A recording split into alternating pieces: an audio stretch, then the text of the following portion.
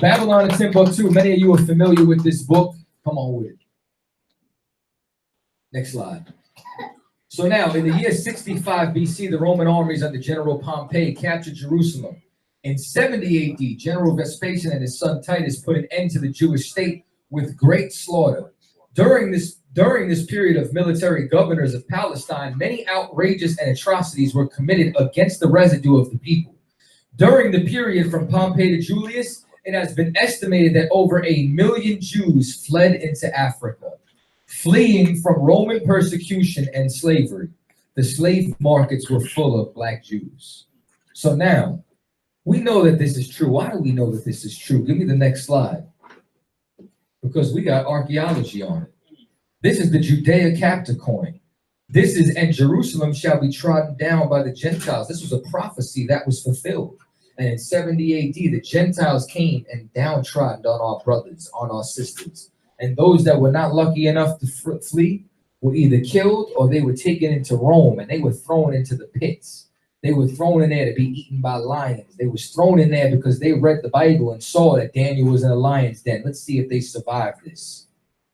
Next slide. They left black. The war for Israel. When he was asked about peace in the Middle East, there will never be no peace in the Middle East. It might be rain in Spain, though.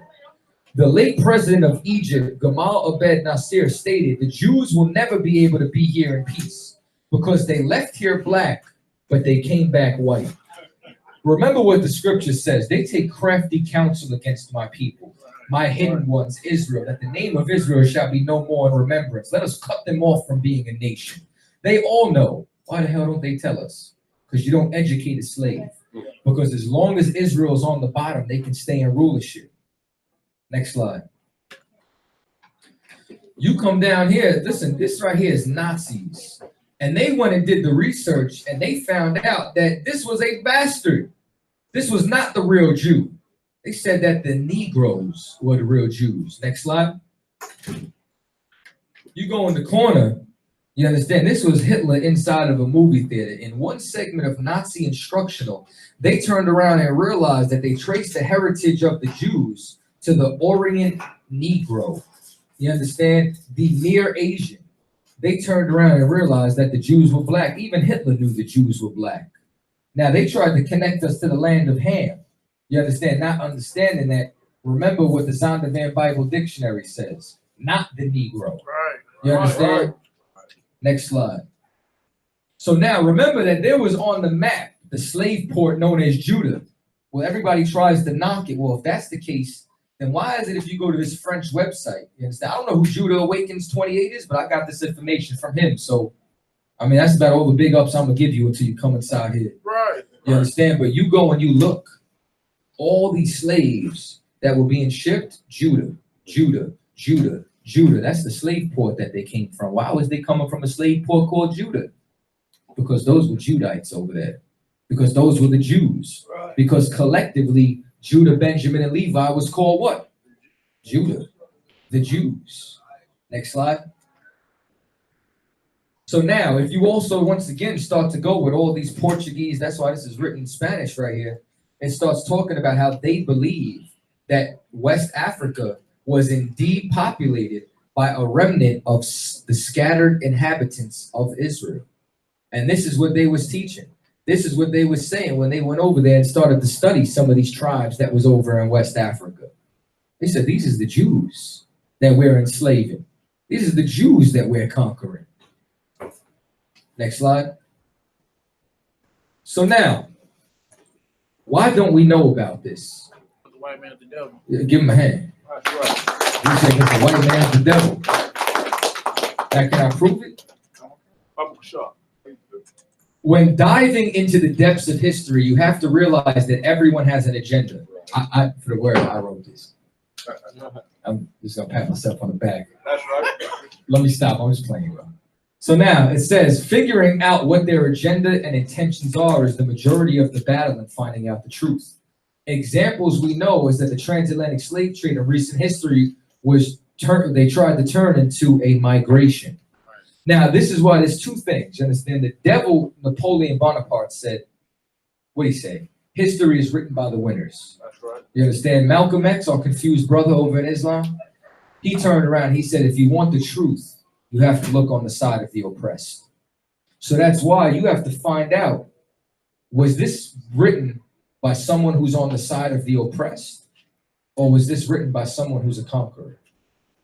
Well, I'm about to show you some stuff right now. Give me the next slide. This is Origins of the American Indians, European Concepts, 1492 to 1729. This cat went and looked up every single author of the American Indians. This is basically like, how many of you have heard of The Black Image in the White Mind, or The Mind of Whites? Y'all heard of that book? That was a conversation that took place over 100 years about what they should do with the Negroes. Well, this is the Indian image in the white mind. And this was a conversation that took place over damn near 500 years. You understand? And they were turning around trying to understand what the hell was up with the North American Indian. Next slide. Justin Winsor's narrative and a critical history of America. This was in Boston, 1889. Will Smith asserted that perhaps the most favored view among early Spanish settlers was that the Indians were not really human. He hinted that the popularity of the theory might be related to the Spanish desire to enslave the Indians.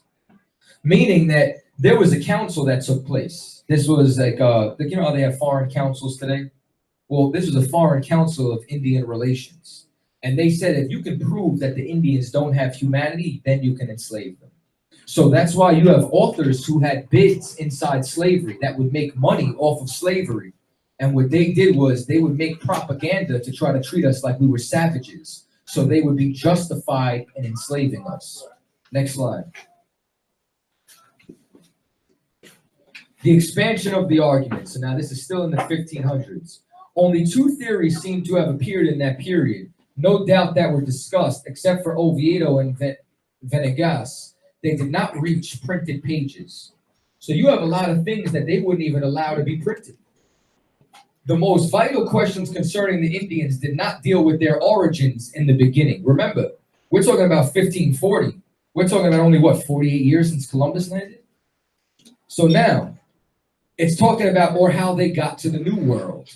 The questions focused on whether the Indians were capable of becoming Christians, meaning what? Slaves. Whether they should be converted peaceably or forcibly. Whether they were rational beings possessed of the rights of Europeans, or whether they should be enslaved, or if already enslaved, liberated.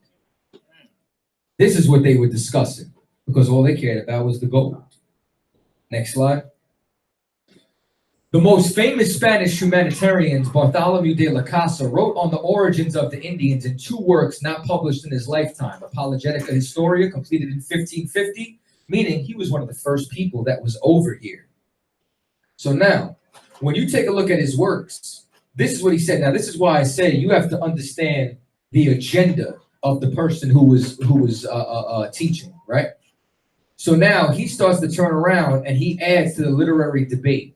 Two reasons for their inclusions, they are illustrative in the thinking of men intimately involved in the condition of the Indian. And they indicate that Las Casas did not hold an opinion commonly attributed to him, that the Indians descended from the lost tribes of Israel. He was one of the first authors to say this. Now, why? Notice that they called him a humanitarian, right? Meaning that he didn't have no money making. He wasn't trying to make money off the gold and the slavery. He went down there as a missionary trying to befriend the Indians. And as a result, from studying their culture, he found out that they were keeping all the laws of the Bible. So now, this is somebody whose agenda that you could trust. Why? Because he didn't have a political agenda. He genuinely was just trying to study them. Let's take it a step further. Go ahead. One of Las Casas' greatest enemies in his battle for humanitarian treatment of the Indians, Francisco Lopez de Gamara, in the secretary and biograph of Hernando Cortez, contributed to the debate. In 1552, Lopez de Gamara published Historia General, basically the general history of the Indies. In this book, it was composed in two parts, a general history and a chronicle of New Spain being Mexico. So in this is what they did. The author despised the Indians and filled his volume with outrageous characterizations of them. He stated that their principal god was the devil, that they engaged in sexual and public sexual intercourse like animals, and they were the greatest sodomists, that they were liars, ingrates, and the source of syphilis. Come on, you know damn well the white man is the source of syphilis. He further contended that many were cannibals and knew nothing of justice, that they went shamelessly nude, and they are like stupid, wild, insane asses, prone to novelties and drunkenness. This is the argument that he made to the Council of the Indies, and he says that they do not deserve liberty. Next slide. So now, when they said this, right, the whole reason why that he was La Casa's enemy is because La Casa turned around and said, this cat never even been to New Spain. He was just writing what Cortez wanted him to write, because Cortez was the one who invaded the Yucatan Peninsula. So because they invaded the Yucatan Peninsula, they were trying to justify their actions towards the Indians inside that province. That was the whole point of it. Next slide. Come on, stay with me, yeah. Now, this is another book courtesy of Officer Zakawar. You get what I'm saying? This is all up here, is all talking about the history, proving that the Israelites are the Mexicans and so on and so forth. We got enough of that information tonight. Now, this is why we don't know. This is very important. I'm going to have to read everything on these slides coming up, so bear with me. It's going to be a lot of information, all right? Now, the Mexican paintings seem to have become objects of suspicion and mistrust, even in Europe. The first that were sent to Spain came to Charles V in 1519. Peter Martyr mentions them, and his description corresponded merely with exactly the depiction of the paintings. So they talking about the paintings, and it says they contained in it, it says that they are not unlike Hebrew letters. They start saying that on these paintings, they find it Hebrew letters. Give me the next slide. So now, when you start to see it, they start talking about, hold up, let me try to find the direct part. They see the information. They know the Mexican language. He must therefore have known the use of the paintings. Bong, bong, bong. Now, boom. So they went and they started to burn all these paintings. They started to destroy all these paintings. So now, once they started to see that, right? So it talks about the companions of Cortez who had been over there in New Spain, over in Mexico. They start talking about all this. Rigid orders were given shortly afterwards to the bishop and clergy of New Spain. Remember, New Spain is Mexico, to cause them all to be burned. They wanted to burn all these paintings and illustrations among the Indians that had Hebrew on them. Spain passed some extraordinary laws prohibiting lawyers, surgeons, literates, Jews, heretics, and descendants of the third generation of all persons suspected by the Inquisition, and foreigners of all sorts who had not received permission from Seville from passing over into America. Now, why? Because these are people who don't follow Catholicism. These are people who don't follow the religious dogma of Spain. So what would they do? They would question the history of the Indians. So if they brought them over here, what would they do? They would do what Diego Duran did. They would do what Bartholomew de la Casa did. They would prove the humanity of the Indians. And if you prove the humanity of the Indians, you couldn't enslave them. So they tried to prevent as many of these people who would come over here. Father Joseph Gamilla says in page 59 of the Oronco Illustratus, it says, I affirm in second place that the nation of Oronco and its streams observed may be Hebrew. Next slide. We're on the next slide? It says, so it starts talking about their ceremonies. It starts talking about, remember, their religious rites, ceremonies, even their ceremonial law. The Indians closely resembled those of the Jews. So because they started to notice this, they turned around and Cortez discovered the Jewish religion established in Mexico. And it's easy to assign that this is why they delayed the regular clergy from Spain.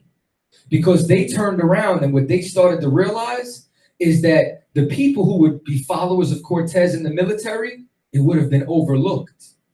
But they knew that if they would have brought laymen over here, men who studied the Bible, they would have made the connection to who we were. So they tried to prevent them from coming over.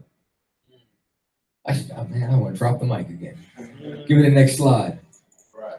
So now, remember this cat from earlier, right? He was one of the authors.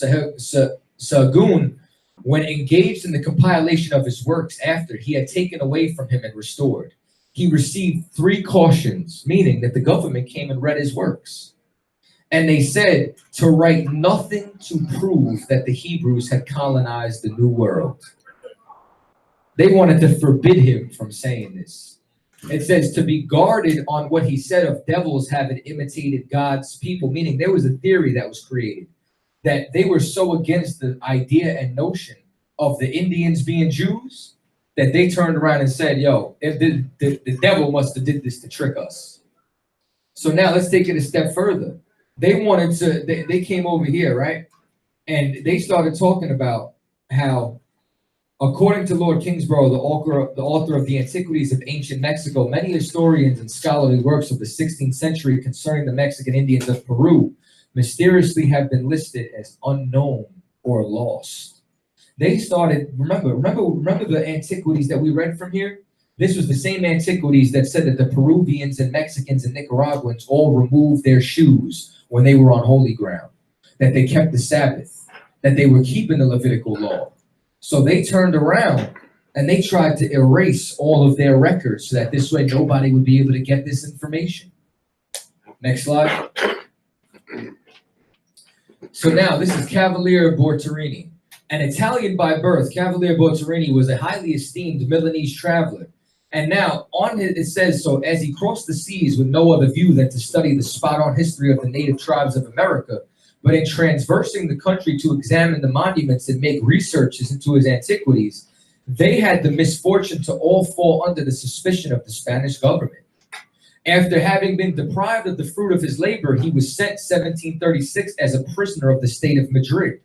The King of Spain declared him innocent, but did not restore him his property and his collection because it proved we were the Israelites. The catalog of which Bortorini published at the end of his essay on the American history of the New Spain lay buried in the archives of the University of Mexico. The valuable relics of Aztec culture were preserved with so little care, they scarcely existed at present an eighth of the part of the hieroglyphic records taken from the Italian traveler. Now, mind you, you remember earlier that I told you those stones in Puerto Rico were Hebrew? The Bureau of Ethnology listed them as what? Hieroglyphs. So when you start to see hieroglyphs mentioned of the North American Indians, that's code word for ancient Hebrew. Because ancient Hebrew is classified as what? A pictographical language. A pictographical language is a language described by pictures, aka hieroglyphs. Next slide.